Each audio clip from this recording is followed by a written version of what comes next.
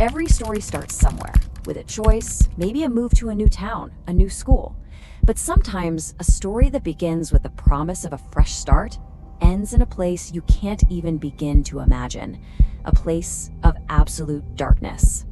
It all really starts with this one line, just a few words scribbled in a classroom journal, only a handful of hours before everything would change forever. So, to really understand what happened here, we have to go back a bit, about 2 months before that day. Back to when a new face showed up in town, just looking to fit in. This is Adrianne Reynolds. She was only 16, and she just moved from the warmth of Kilgore, Texas, all the way up to the cold of East Moline, Illinois, to live with her grandparents. She was just hoping for something different. You know, a new town, a new life. Adrianne enrolled herself at the Blackhawk College Outreach Center. It was one of those places for young people who, for whatever reason, were kind of looking for a second chance, another way to get back on the right track. And Adrianne, she had these huge dreams. She talked about getting her GED, joining the Marines, maybe even designing cars, or hey, maybe becoming the next American Idol. She was working hard for it too, even got a job at a local Checkers. She was really trying to build a life for herself. At a place like the Outreach Center, everybody's got their own story, their own little circle of friends, and pretty soon, Adrianne would find hers. She started hanging out with 2 other students, Sarah Kolb and Corey Gregory. Now, Sarah was the popular one, the kind of person people called an alpha female. You just didn't cross her.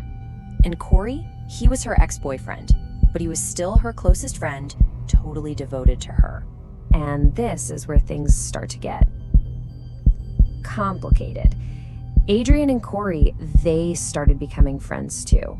Word was she even asked him out. And as Sarah watched this happen, she saw her control over Corey, her devoted companion, just slipping away. And she did not like that, not one bit. Which brings us to this day, a cold Friday in January. The journals at school were supposed to be for private thoughts, a way to get your feelings out. But what Sarah was thinking that day, well, it felt more like a dark promise of what was coming. And here's the thing, it wasn't just in her journal. A prosecutor would later say that Sarah actually told another classmate exactly what she planned to do. The words just hung there in the air, a threat that I guess nobody took seriously. Later that afternoon, after the journal was put away and the threats were just words in the air, Sarah made an invitation. An invitation for lunch. On the surface, it's so normal, right? Just 4 teenagers piling into Sarah's red car, heading out to grab some fast food. But what started as this simple, casual trip for lunch quickly spiraled into an absolute nightmare.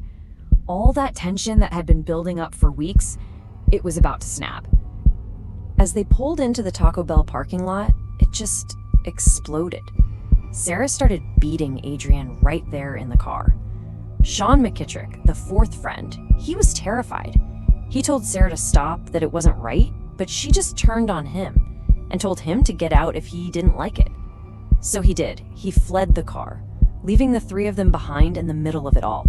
In that parking lot, authorities would later allege that Corey held Adrianne's arms while Sarah strangled her. And when that wasn't enough, he took off his own belt and finished the act. The fight was over. The car was silent. Adrianne was gone. And in that awful silence, a new, horrific plan was already taking shape. They drove out into the country, to a place they knew well, a place where they were sure no one would see them. And under the cover of darkness, they started the work of trying to make Adrianne disappear. They poured gasoline on her and tried to set her on fire. But it didn't work. For hours they tried, but the fire just wouldn't take. And as the night wore on, they realized they couldn't do this alone. They were going to need help. So 2 days later, they went back to the farm. But this time, they weren't alone. They brought along a 16-year-old acquaintance named Nathan Godette.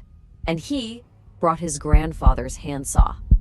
What happened next was just cold, methodical. Unbelievably, after they did what they did, they stopped at a McDonald's for lunch.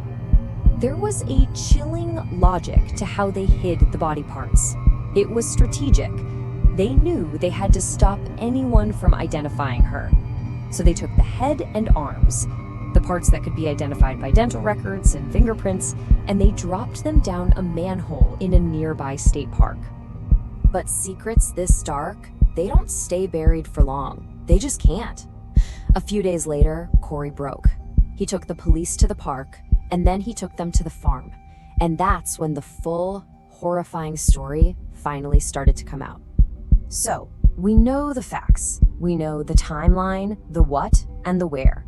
But that central question, how does something as simple as teenage jealousy curdle into an act this cold, this final? That's an answer that remains terrifyingly out of reach.